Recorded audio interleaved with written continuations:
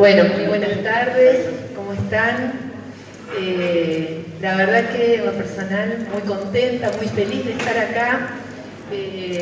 Algo que no comenté para las compañeras que hicieron el currículum, pero que quiero compartir con ustedes, que como docente de secundario soy profesora de Ciencias Sociales.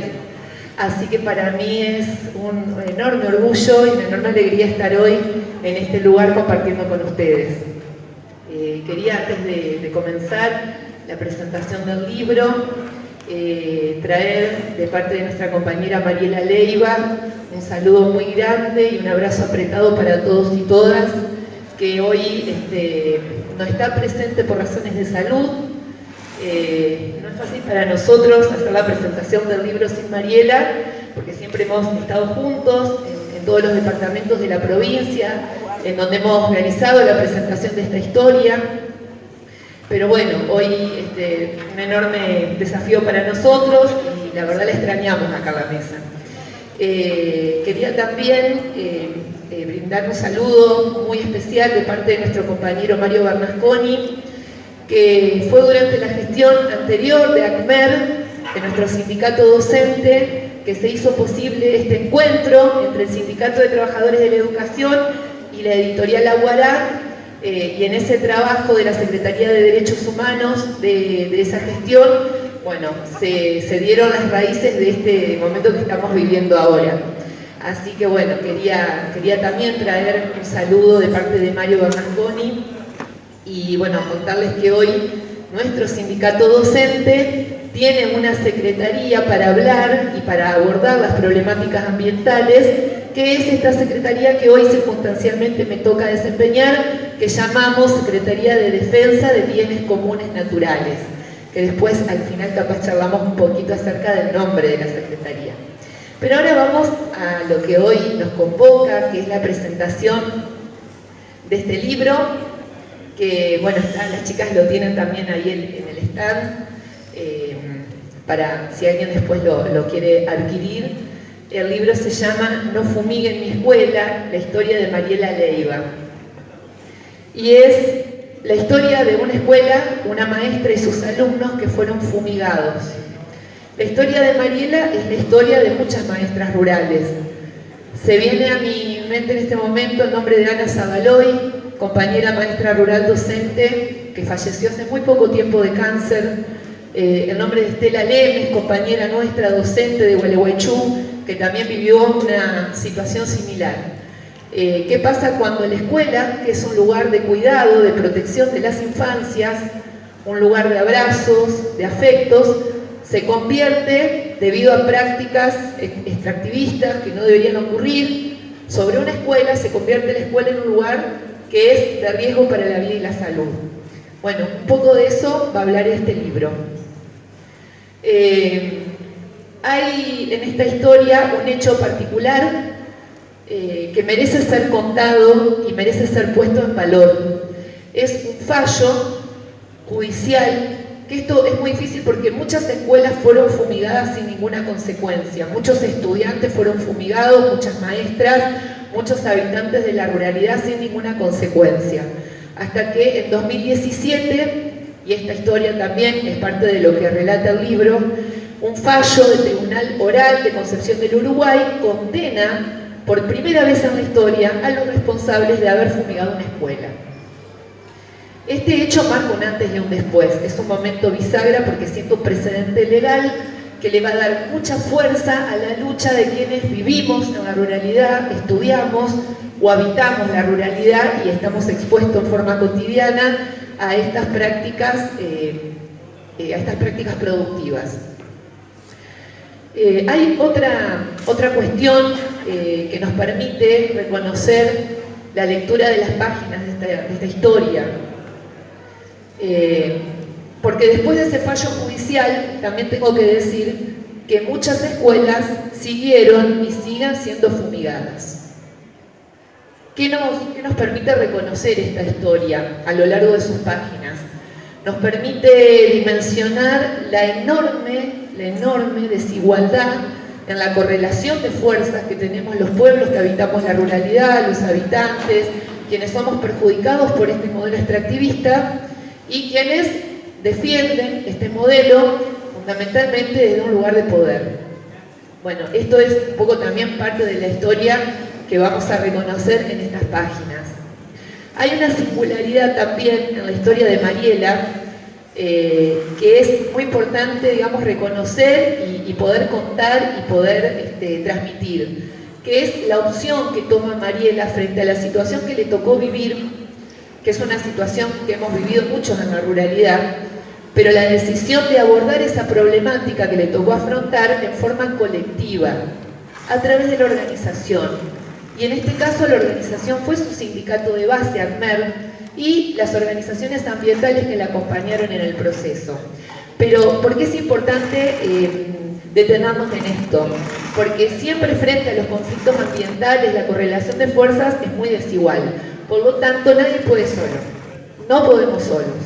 Siempre tenemos que acudir a la organización y a lo colectivo para afrontar este tipo de situaciones donde son derechos vulnerados que tienen que ver con la salud y lo ambiental.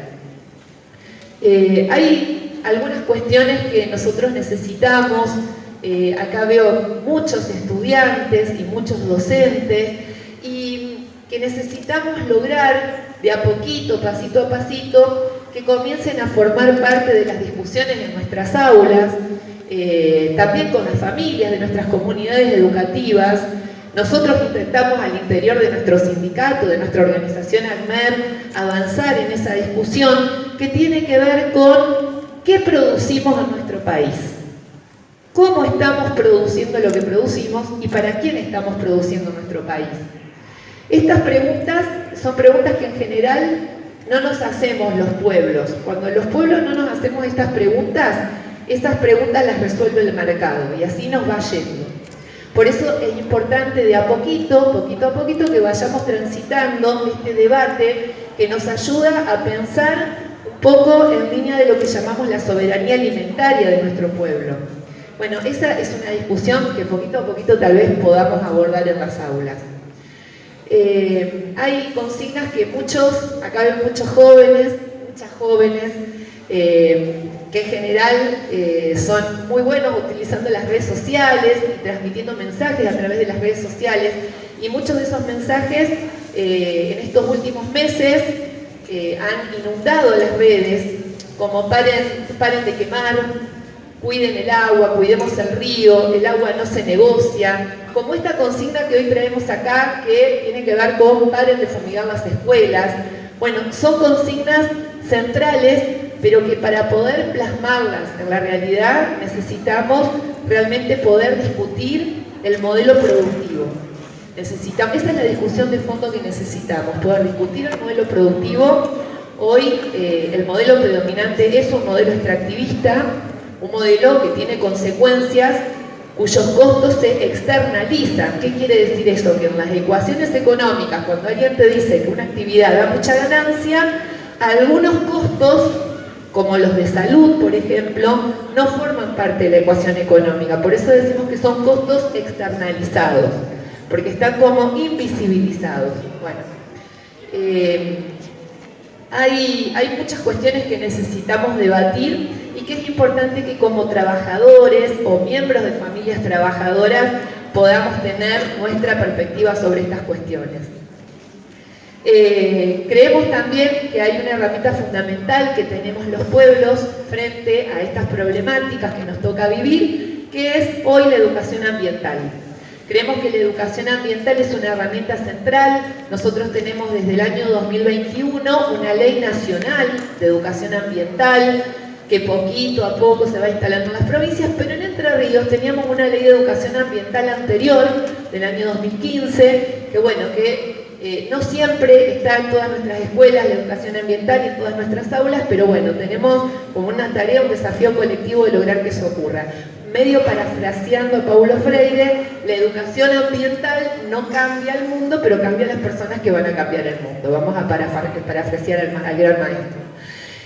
Bueno, un poco eso quería compartir con ustedes, y ahora, hecha esta introducción, quería presentarles a Alfredo. Alfredo es el escritor de esta historia, de la historia de Mariela Leiva, y bueno, y queríamos hoy tener la posibilidad de que él comparta con ustedes lo que ha sido el proceso de producción de este libro, el proceso de escritura de este libro, que es realmente muy interesante y muy rico, y una experiencia que yo creo que a los estudiantes les va a dejar muchísimas herramientas para poder trabajar más adelante en las aulas.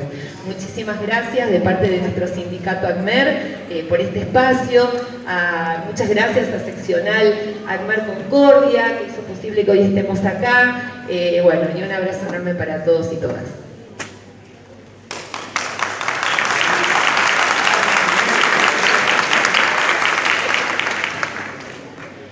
Bueno, buenas tardes. Muchas gracias por escuchar tan atentamente. Bueno, yo soy el autor del guión de esto, que es una historieta. Por ahí el detalle que nos faltó decir fue que se trata de una historieta. Es una forma que hemos elegido para contar historias como esta, que es la de Mariela Leiva. Muchas gracias por la invitación, y primero quería decirle, como dijo Vero, que es muy raro estar hoy aquí contando sobre este trabajo sin la presencia de Mariela, que tuvo un inconveniente de salud y por eso no puede estar presente, que es como el alma, digamos, de esta historia y de estas presentaciones que hacemos, y como dijo Vero, ya hemos hecho en otras ciudades de la provincia, en varias, y bueno, vamos a seguir así todo lo que podamos, ¿no?, para tratar de dar a conocer esta historia. Primero quiero decir que integro el colectivo Aguará, que es un colectivo editorial que tiene una parte, la más importante, digamos, del grupo, está en Rosario, y otra parte en Paraná, donde yo vivo, aunque soy de acá de Concordia, pero vivo en Paraná. Y estamos un par de compañeros allí, y la idea de esta editorial, nos juntamos para hacer historietas sobre historias reales vinculadas con luchas por los derechos humanos. Derechos humanos que lo entendemos en un sentido amplio, tanto del pasado como del presente, entendiendo que la historia es una continuidad, ¿no es cierto?, y que nos reflejamos en esa historia, en lo que pasó, y somos en alguna medida una consecuencia de lo que pasó, en buena medida. Es por eso que hemos contado a través de historietas, historias reales de luchas contra la violencia institucional, como el caso de Isabel Vergara, que es la madre de un joven y su amigo desaparecidos en Paraná en el año 95, en Democracia, que todavía se encuentran desaparecidos luego de haber sido secuestrados por la policía de Entre Ríos. Contamos también muchas otras historias, como historias que tienen que ver con una joven militante desaparecida durante la dictadura. También una historia que es un caso de violencia institucional en Rosario, también de desaparición forzada, aunque después el cuerpo apareció. También contamos historias que tienen que ver con la lucha por la igualdad de género, por la diversidad y la trata de personas, entre otras, ¿no? Y vamos a seguir trabajando. Hasta que en un momento, en el diálogo permanente que tenemos con ACMER, nos llegó la propuesta, o la sugerencia de contar la historia de Mariela Leiva, una docente fumigada de la zona de Basavilbaso. Y a nosotros, por supuesto, que el tema nos interesó muchísimo. Ahí sí fue que tomamos contacto con Mariela, a quien no conocíamos, pero a través de integrantes de ACMER tuvimos contacto con ella. Que tenemos con ACMER, nos llegó la propuesta, o la sugerencia de contar la historia dado en una granja ecológica que hay cerca de Paraná, en la zona de La Picada, donde vos vivís. Después, bueno, hubo mucho intercambio por mail, y también después, sobre todo durante la pandemia, durante la cual el proyecto un poco se frenó, pero seguimos conversando así a distancia, hasta que pudimos elaborar un guión contando la historia de su vida. A ese guión ella le hizo sugerencias, correcciones, modificaciones, hasta que al final avaló, digamos, cómo estaba contada la historia. Allí contactamos a Lisandro Sterren, que es el ilustrador, que es quien ha hecho las ilustraciones de toda la historia. Lisandro Sterren es un ilustrador entrerriano de Paraná, pero que trabaja para el exterior, y en este momento vive en Italia.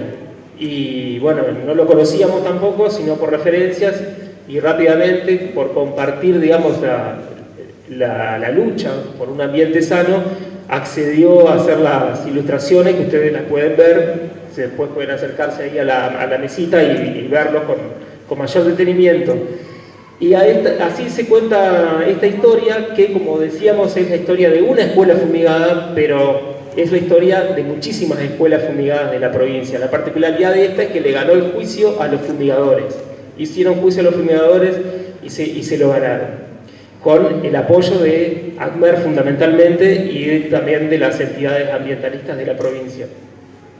Nos pareció importante contar, porque además de ser la historia de una escuela, pero a la vez de muchísimas escuelas, es la historia de una docente y a la vez de muchísimas docentes, y es la historia de una familia rural de la provincia y al mismo tiempo es la historia de muchas familias rurales de la provincia. Mariela nació en el campo, en un paraje que cambió muchísimo a lo largo del tiempo, pero cuando ella nació, vivió su infancia, ella lo describe como un paraíso. Cuenta cómo se iba a caballo desde su casa hacia la casa de sus abuelos y todo lo que ahí veía en ese trayecto, de distintas especies de animales y árboles y de todo un poco de esa biodiversidad tan rica que había en ese momento en esa zona donde ella nació. Después se fue a estudiar a Basavilbaso, se recibió de maestra y se fue a trabajar al campo. En ese trayecto, bueno, sus padres eran trabajadores del campo, también eran pequeños productores rurales, y en la década del 90 adoptan también sus padres, su familia, este modelo productivo al que hacía referencia a Verónica, que es el que se instaura en nuestro país a partir de la aprobación de la soja transgénica, que viene acompañada de todo un paquete de agrotóxicos que hacen posible que sea, entre comillas, rentable. Ya explicó Verónica por qué no es tan rentable este negocio de la soja y otros cultivos, ¿no? Este modelo productivo extractivista que hoy está todavía muy vigente, no solo en la agricultura, también en los hidrocarburos, en el litio, en las arenas que extraen de Ibicuí, de la zona de Ibicuí, para sacar petróleo de vaca muerta, para el fracking de vaca muerta y gas. Así, bueno, su familia también, tentada, digamos, por esta situación, esta promesa de ganancia, también adopta este modelo productivo. Ella empieza, bueno, a trabajar en una escuela rural, sufre esta fumigación y asume esta lucha en contra de las fumigaciones, aún a riesgo de ponerse en contra de su propia familia, ¿no? Y no solo eso, sino que además no decide enfrentar este desafío de luchar contra las fumigaciones sola, sino que lo hace en conjunto con otros y con otras, puntualmente con el gremio ACMER, que le abre las puertas. Ella siempre dice: yo no era afiliada en ese momento, me afilié después, pero esto de organizarse con otras docentes y otros docentes que llevaban adelante la campaña, que ya lo llevaban adelante varios años antes, para fumigar las escuelas, hizo que se convirtiera ella, digamos, en una referente regional de esta lucha, ¿no? Fue así que ganaron el juicio, no faltaron las amenazas, muchas amenazas que ella recibió, que le decían que frene con este juicio que ella llevaba adelante. E incluso padres de alumnos de ella que habían sufrido la intoxicación ese día, incluso declararon en contra de ella, diciendo que solamente era un veneno para las hormigas lo que estaban poniendo. Y bueno, finalmente se ganó el juicio, como decíamos. Pasa el tiempo y hoy el lugar donde ella nació cambió totalmente. Su papá murió de cáncer, su mamá murió hace muy poquito también de cáncer. Y es la historia de muchísimas familias y muchísimos niños que hoy sufren de cáncer en la provincia de Entre Ríos, que no es casualidad que son en las zonas productivas, ¿no?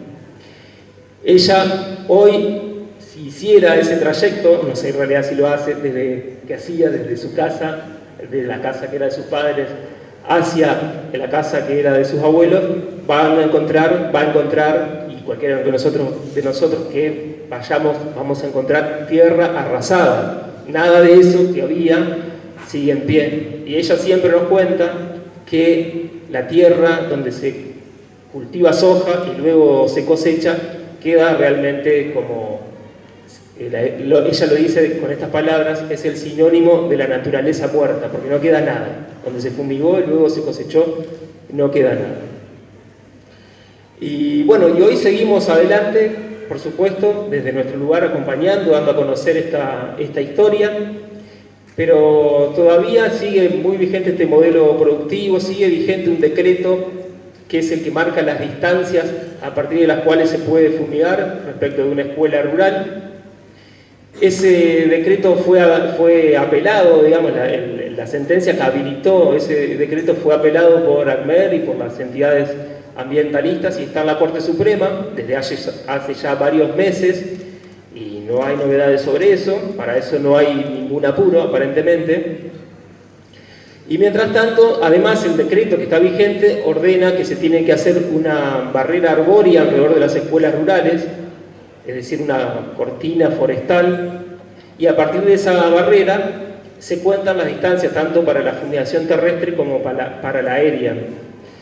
El Consejo General de Educación debía hacer esas barreras, pero nos cuentan que no se ha hecho. Entonces, primero que no hay protección para las fumigaciones y en segundo lugar que no hay un parámetro desde el cual medir esas distancias, que es a partir de las cuales se tienen que fumigar. A todo esto crece, por supuesto, la resistencia. Ya no es tan fácil para un productor ir a fumigar un campo cerca de una escuela porque hay muchísima conciencia, va creciendo la conciencia. Entonces lo que hacen es ir a fumigar de noche o en horarios donde no hay clases o donde no hay nadie en las escuelas. Entonces nos cuentan quienes tienen contacto con la gente que vive en el campo que escuchan de noche el ruido de las avionetas o de los mosquitos, que son esos aparatos que fumigan, que parecen mosquitos, que fumigan en forma terrestre. Y bueno, y lamentablemente se sigue discutiendo, pero no se toman medidas al respecto. Estamos esperando que haya alguna legislación un poco más clara como para que estas cosas no sigan ocurriendo, ¿no? Para terminar, nada más que quería destacar esta presencia de hoy aquí de Mariela, aunque no esté presente, pero sí queríamos traerla a ella para contar su historia y bueno, quedamos abiertos a sus preguntas. Gracias. Hola, buenas tardes. Quería preguntar si alguna vez han trabajado con algunos proyectos presentados por los alumnos en el Senado Juvenil y demás, Feria de Ciencia, si alguna vez han tenido algún conocimiento sobre esos proyectos que varios chicos que viven o que cursan en escuelas rurales presentan sobre esta temática. He conocido varios proyectos y son muy interesantes y muchas veces ellos que son los que viven la realidad lo explican mejor y cuentan sus vivencias y me parece que desde ahí se debería trabajar desde el ámbito educativo, ¿no? Me gustaría saber si trabajaron alguna vez sobre esos proyectos. Qué bueno lo que compartís. Y bueno, comparto algo personal yo también. Como decías, soy maestra rural y profe de Ciencias Sociales de una escuela rural, la escuela número 73 del Palenque. Y nos tocó en un momento muy complejo, porque fue en aquel tiempo que muchos de los más grandes se van a acordar del debate de la 125. En una comunidad rural, donde todos los estudiantes eran hijos de productores o eran hijos de quienes trabajaban para esos productores. Nosotros veníamos desarrollando en uno de esos espacios curriculares que había en aquel tiempo, que tenían la modalidad de taller, de cátedra compartida, eran paquetes de horas que en aquel tiempo disponíamos las instituciones, y definimos con la profe de geografía, yo era la que daba historia y ética, definimos trabajar juntas en ese espacio y en función de ese trabajo abordar la cuestión de la problemática de los agroquímicos en la comunidad. Fue una experiencia realmente, y que terminó este proceso, digo, porque terminamos con un proyecto en Senado Juvenil, que no fue la idea original, pero bueno, vino esta propuesta y con todo el trabajo previo que había, terminamos con los chicos y chicas presentando un proyecto en Senado Juvenil, que el proyecto que habían armado daba cuenta un poco de todo el desarrollo teórico que habían venido haciendo como estudiantes. Hay un médico de la localidad de Cerrito, muy cercano al Palenque. Cerrito y Palenque están a 10-15 minutos de distancia en auto, que venía trabajando y venía haciendo un estudio muy interesante en relación al incremento de casos de cáncer y nacimientos y malformaciones en los bebés, embarazos que no llegaban a término. Bueno, en función un poco del trabajo de este médico, que era un médico que había atendido a la mayoría de las familias del Palenque, porque los chicos del Palenque se iban a atender su salud a Cerrito. Es que al comienzo hay resistencia para hablar del tema, pero después, cuando cada uno de los chicos empezaba a investigar y demás, empezaba a contar que, bueno, en mi familia yo tuve un hermanito que no llegó a nacer.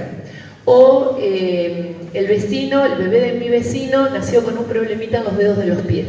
Empezaban a aparecer todo este tipo de anécdotas en el aula y a veces, sinceramente como docentes, que estábamos a cargo de ese espacio, se nos ponía la piel de gallina, tengo que compartir esto, porque era muy fuerte. Con el tiempo empezaron a aparecer otros testimonios que tenían que ver con el propio cuerpo.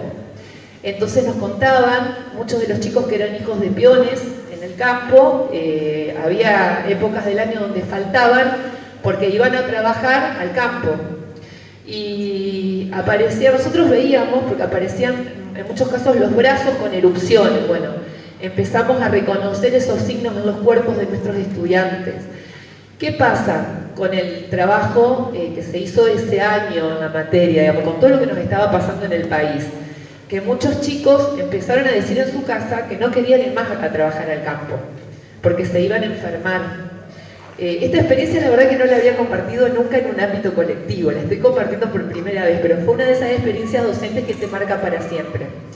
Creo que la fuerza y la potencia que tiene el aula, que tiene la escuela para transformar la realidad es incalculable, es incalculable. Y sí, comparto con el compañero que recién me precedió, que la experiencia de Senado Juvenil, que fue parte de este proyecto que llevamos adelante, que no resultó ganador nuestro proyecto, como le pasa a la mayoría de los proyectos que abordan esta problemática. Muchas veces vieron que ahí nos metemos con intereses sensibles, no gozamos de mucha popularidad cuando llevamos adelante estas propuestas, pero vale la pena por la experiencia de aprendizaje que supone. Es una experiencia que marcó a los estudiantes de esa escuela. Hubo una carta que ellos publicaron en aquel tiempo. Yo digo para situarnos, imaginen el contexto político de aquel tiempo.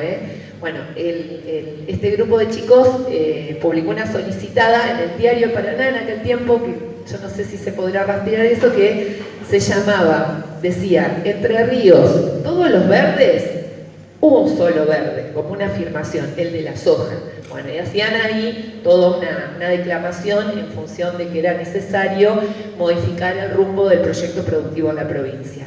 La verdad que fue una experiencia muy interesante, como miles de experiencias que llevan otros compañeros. Esta es testimonial, pero digo, hay miles de experiencias que hoy compañeros y compañeras llevan adelante en las aulas. Por eso, digo, a veces cuando hablamos de educación ambiental decimos, esa es la clave. Ahí está la clave. La educación ambiental transforma la realidad. ¿Alguien quiere decir algo más?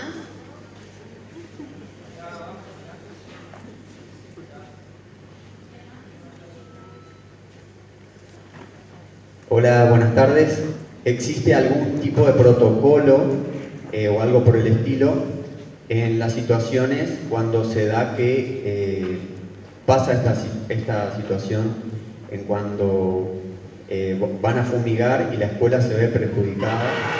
Y por otro lado, ¿cuáles serían los pasos a seguir para poder tomar alguna determinación? Bueno, muy buena pregunta también. Y ahí también quiero contar un poco cuál ha sido nuestro rol como organización sindical en esto. CTA, CETERA, que son nuestras organizaciones madres, dentro de las cuales está ACMER y todos los sindicatos docentes de base, construyeron hace unos años un protocolo de actuación. Es un protocolo de actuación construido por trabajadores. En Entre Ríos también hay un proyecto elaborado por ACMER, un protocolo que nosotros, digamos, fuimos construyendo colectivamente con los aportes de muchos compañeros y compañeras, pero sí debo decir que aún no tenemos un protocolo reconocido o institucionalizado en el ámbito formal de educación en la provincia, de Consejo General de Educación, o sea, de parte de las instituciones educativas de la provincia. Como trabajadores frente a esto, ¿qué hemos hecho? Hemos construido un poco un compendio de la normativa existente, porque no hemos inventado nada que no esté en la norma que ya tenemos, y de alguna manera le hemos dado un orden para poder acompañar a las docentes rurales y tener una perspectiva de qué hacer frente al problema. Nosotros tenemos protocolo para casi todo en las escuelas, ¿vieron? Y no tenemos protocolo para esto. ¿Qué cosa? Esto no es algo menor, no es casual, digo yo, que no tengamos.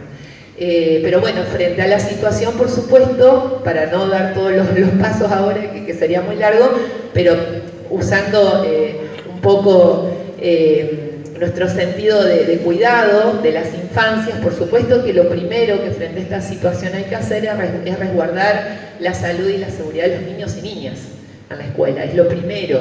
¿Qué implica esto? Que si detectamos que esto se está haciendo cuando están nuestros chicos ahí, rápidamente los tenemos que resguardar.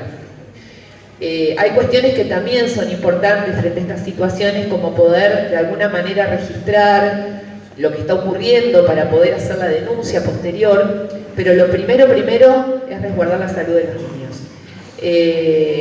El registro es importante porque después nos permite hacer la denuncia del hecho. Hoy comentaba Alfredo, hay una ley de fitosanitarios en la provincia que establece una determinada cantidad de pautas.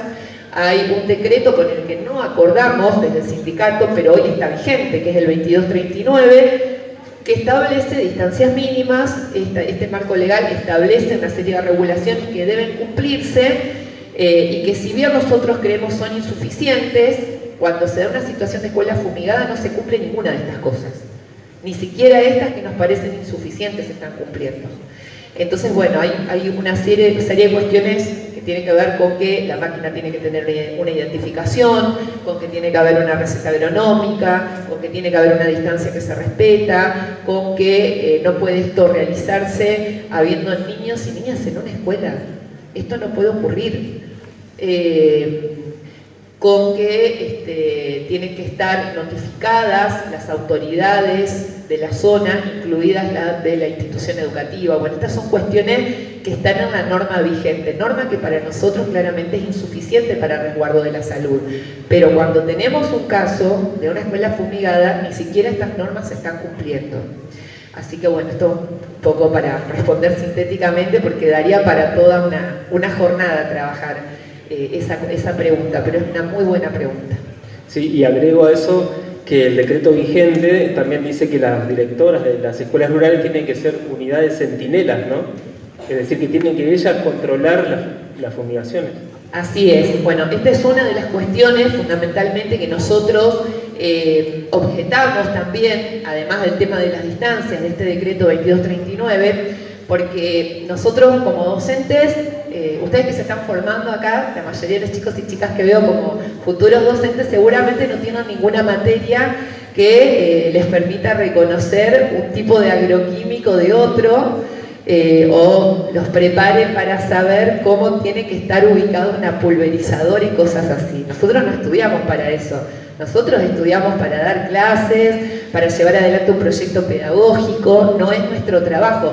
Hay una norma que regula el trabajo docente, que es el Estatuto del Docente Entrerriano, y claramente no es una de nuestras tareas controlar las prácticas de los fumigadores.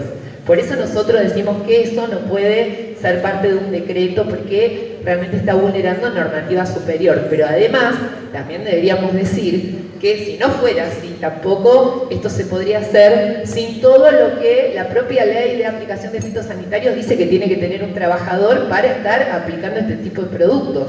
Un traje que ustedes habrán visto cómo se tienen, no sé si han visto fotos de cuál es la indumentaria, la vestimenta que tiene que usar una persona que está aplicando agroquímicos. Es una vestimenta parecida a... Algo así, ¿no? A ver. No sé si se va a ver, pero... muy chiquito. No se llega a ver ahí chiquito, pero parecido al de un astronauta, más o menos, porque cubre todo. Entonces blanco y cubre todo, la cara, los ojos, porque bueno, a través de todas esas vías de la piel, el agroquímico ingresa al cuerpo de la persona. Entonces, ¿cómo le vamos a pedir a un maestro que vaya a ver si se están aplicando bien los agroquímicos o no? Bueno, un poco, fíjense, sobran los argumentos para explicar por qué un maestro no debe tener el rol de ser, de alguna manera, el controlador de las prácticas. Eso es algo que claramente tiene que hacer el Estado, pero no el maestro. Claro. Y no sé si conocen a Fabián Tomasi, si escucharon hablar de Fabián Tomasi, que era un aplicador de agrotóxicos. Lo que hacía era cargar las avionetas con los productos, y él contaba siempre, porque ya falleció producto del problema de salud que tuvo por hacer este trabajo, que no tenía conocimiento de que tenía que protegerse. Y entonces incluso él cuenta que comían abajo de la avioneta, se bañaban o estaban, claro, sin remera, poniendo los productos estos en la avioneta. Y por eso tuvo ese problema de salud y finalmente falleció, ¿no? Yo soy Silvina, soy rectora de una escuela rural, de hecho acá están mis alumnos atrás, pero a veces tenemos una dicotomía entre hacer la denuncia del que fumiga a menos de 100 metros con la realidad, porque esa persona que está fumigando a menos de 100 metros es la que nos compra las tizas, es la que nos pinta la escuela, es la que nos compra la lavandina, porque el Estado está ausente. Entonces creo que si ya está ausente en la escuela, que el Estado se haga cargo, no nosotros nos vamos a poner en controladores de los productores. Es lo que me parece. Otra carga más al equipo directivo. Sí, nosotros, por supuesto, es lo que decía Vero recién, que se le carga esa responsabilidad a la directiva, a la directora, cuando en realidad no le corresponde, ¿no? Debería ser el Estado el que tenga que controlar cómo se aplica esto. Claro, no solo controlar, sino sostener las escuelas. También, por supuesto, claro. Gracias. Fundamentalmente. Hola, buenas tardes. ¿Qué tal? Mi nombre es Carolina, estudiante de Ciencias Políticas. Mi consulta es, evidentemente esto tiene un valor residual, digamos, un tiempo de espera después de que se fumiga. Imagino lo difícil que debe ser para ustedes y bueno, el miedo con el que deben estar siempre por tener que ir a trabajar en esas condiciones y en esas circunstancias que en realidad mucho no pueden hacer para proteger a los chicos, para protegerse ustedes. Hola, sí, yo no sé si lo he compartido acá, pero también me toca ser habitante de la ruralidad. Yo vivo en el campo también. Una de las cosas que ocurren en estos casos, a veces uno percibe la situación, uno puede ver a tiempo lo que está ocurriendo y tiene la posibilidad de llamar a las autoridades y hacer una denuncia, y hay ocasiones en las que no. Uno de las señales que encontramos muchas veces en las escuelas primarias es en los juegos que usan los niños al día siguiente, digamos, de que ha habido una fumigación cercana, los toboganes, las hamacas, que tienen como una especie de baba amarillenta, no sé cómo decir, pero es la sustancia queda muchas veces cuando la aplicación es muy cercana, en los juegos, en los toboganes, donde los chicos se deslizan, digamos. Digo esto y lo que implica, ¿no? Porque advertimos hoy, cuando comentábamos el tema de cómo ingresa al cuerpo, el producto es a través de la piel, a través de la conjuntiva de los ojos. Entonces, ¿qué implica que un niño en los juegos de la escuela se deslice por ellos cuando esté jugando, cuando en ese juego han quedado depositados restos de la fumigación del fin de semana? También ocurre a veces en las escuelas rurales que los tanques de agua no tienen tapa. Entonces el agua que tomamos en la canilla posiblemente también esté contaminada.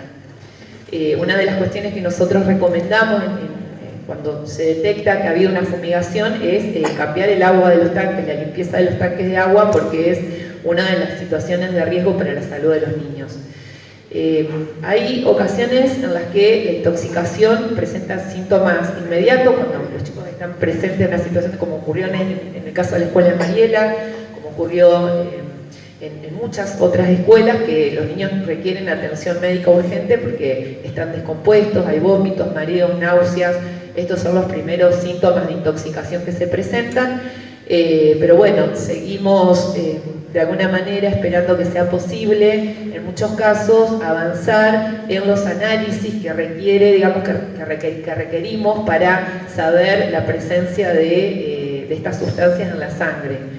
Esto ha sido un proceso, parte de la lucha que llevamos adelante y parte de lo que aún no hemos logrado que ocurra como quisiéramos. Hola, buenas noches. Mi nombre es Laura y mi consulta es en relación a qué sucede con la comunidad, cuánto acompaña a la comunidad, más allá de que por ahí son los que más sufren esto, también dependen de ese trabajo que sucede en estas ruralidades. Entonces creo que hay también un choque de intereses. Y la pregunta puntual es que cuánto acompañamiento hay o no de esas comunidades. Es complejo y diría que no hay una respuesta única, que falta muchísimo, digamos, trabajar.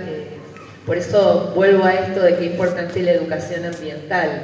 Uno puede reconocer signos de transformación y de conciencia cuando hay procesos de educación ambiental en marcha. Esta es la clave, me parece. Hay también experiencias locales, ¿no? Por ejemplo, en el caso de San José y Colón, ¿no? Que llevaron adelante una lucha por un caso puntual de un lugar, de un barrio, el barrio Perucho. Y consiguieron que en San José se prohíba utilizar el glifosato. En Gualeguaychú también está prohibido por ordenanza y en algunas otras localidades de Entre Ríos también. O sea que hay conciencia en algunos lugares, ¿no? Pero se da esta cuestión, esta dicotomía que marcábamos. Y también está creciendo la agroecología, que por ahí es la otra parte de esta historia, ¿no?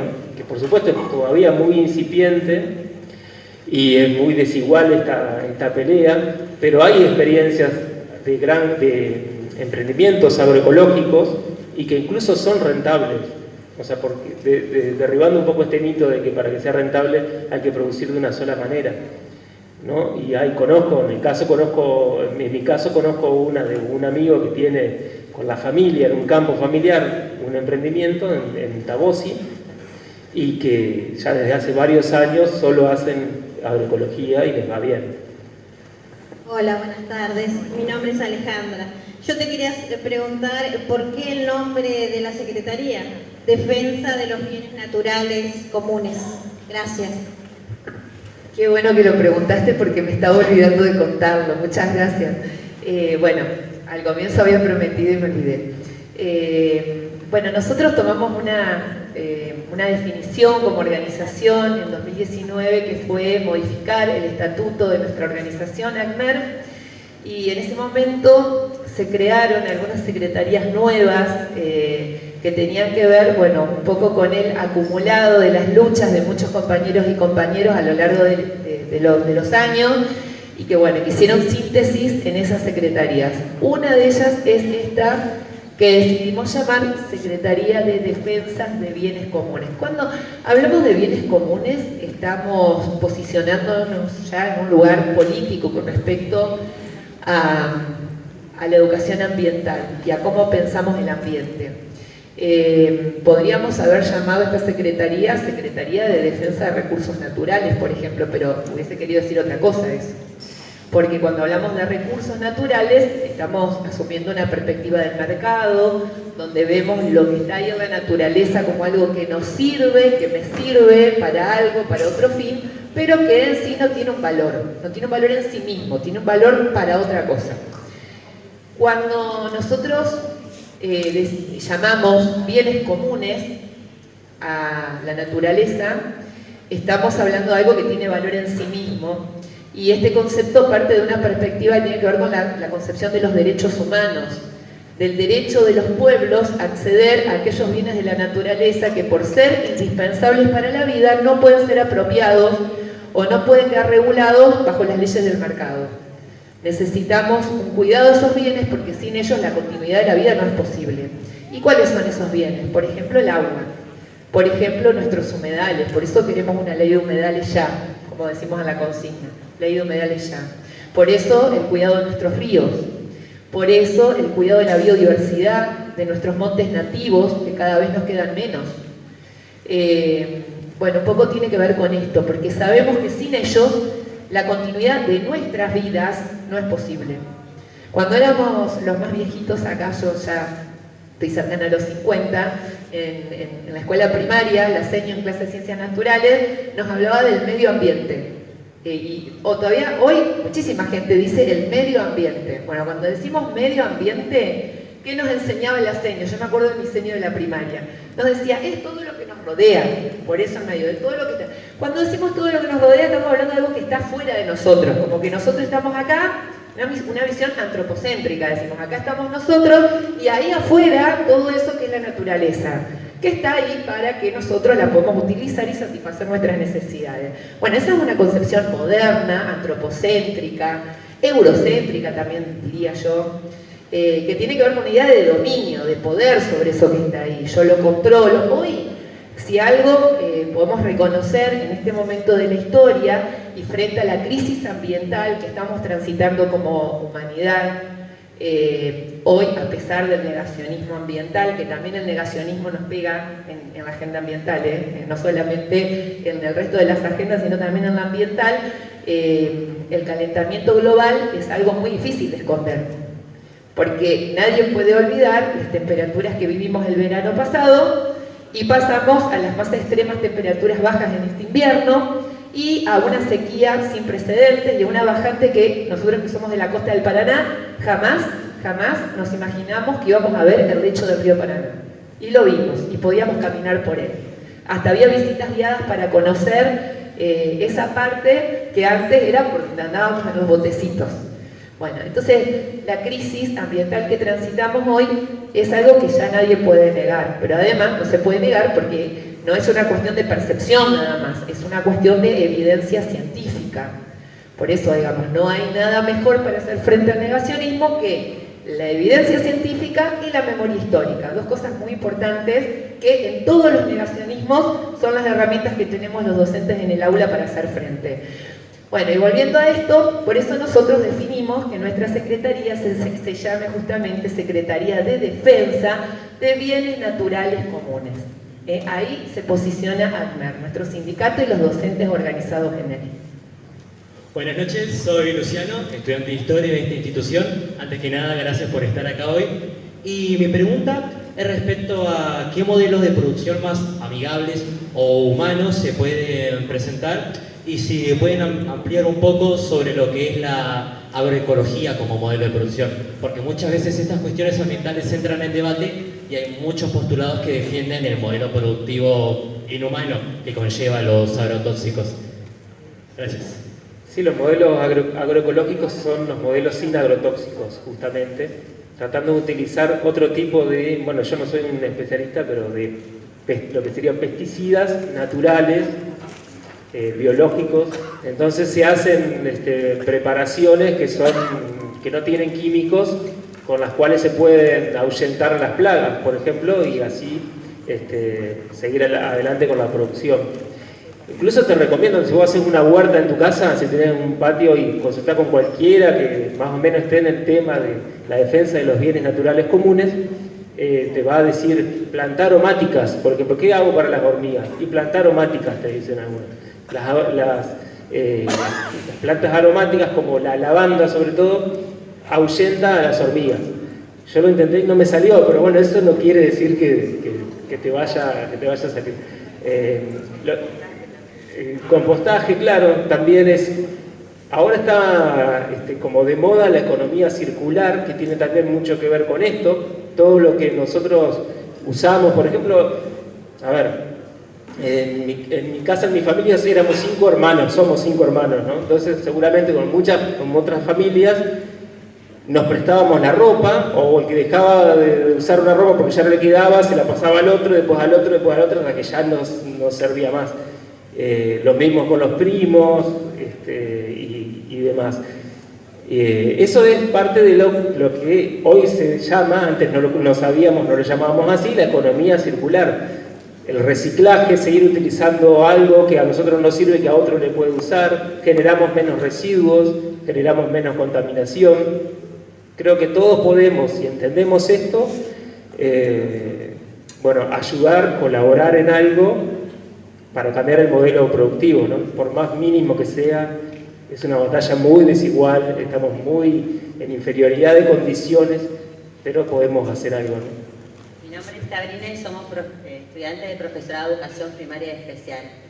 En el caso de que elijamos la modalidad rural, sabemos que hay una construcción colectiva, que tenemos que resguardar la salud de los niños, para eso tenemos que protegerlos, después realizar un registro. Sabemos de que, como nos comentaba Verónica, tenemos el apoyo de ACMER, la lucha colectiva, y si bien el Consejo General de Educación no hace esa barrera arbórea, nosotros, como futuras profesionales de la educación, ¿cómo podríamos plantar o el enseñar en el aula el proyecto Una Soberanía Alimentaria? ¿Tenemos dentro del proyecto curricular jurisdiccional herramientas para que nos los pongamos al diseño debajo del brazo, cuchillo en los dientes y empecemos desde este agente educador dentro del aula, o nos quedamos solamente en la pantalla? No, tenemos, qué bueno lo que estás diciendo, qué bueno lo que estás planteando. Tenemos enormes herramientas.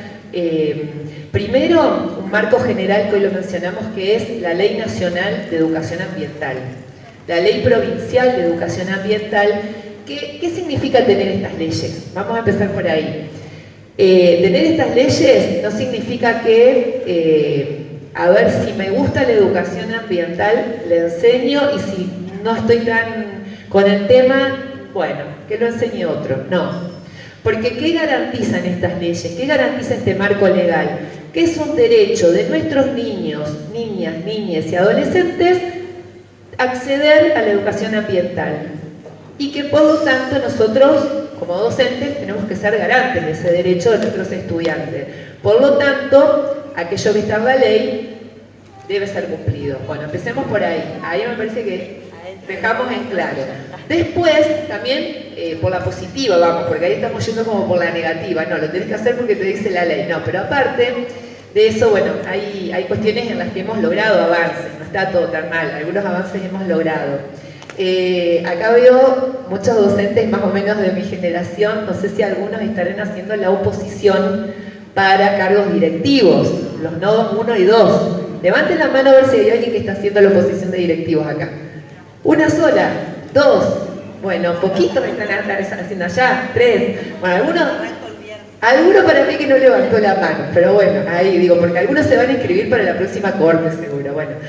En la oposición de directivos nodo 2, quería señalar esto, es el nodo de los transversales, que fue una pelea que dimos con el sindicato para que ese nodo esté presente, y cuando hablo de transversales hablo de derechos humanos, educación sexual integral y educación ambiental, que son parte, núcleo, parte central de la formación de los futuros directivos de todos los establecimientos entrerrianos de educación inicial, primaria y secundaria y especial.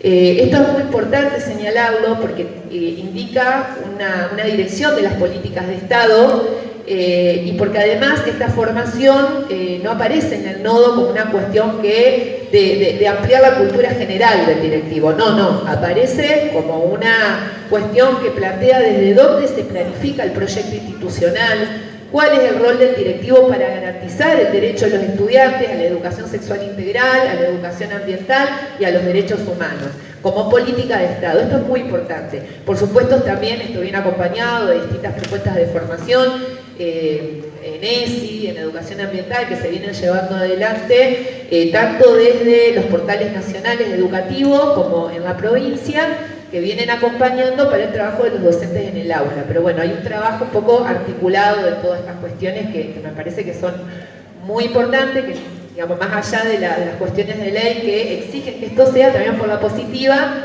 brindar herramientas y formarnos como docentes para poder avanzar en esa dirección. Me gustaría preguntarles, en situaciones que los productores o alguna empresa fumiga y tiene consecuencias, ¿cómo localizan a los responsables, digamos? Porque puede ser que donde fumiguen el dueño, arriende el campo y a su vez el productor pueda decir que él no es responsable porque el que fumigó es una empresa que no se dio cuenta y pasó por la escuela y no se dio cuenta que había una escuela y fumigó toda la escuela.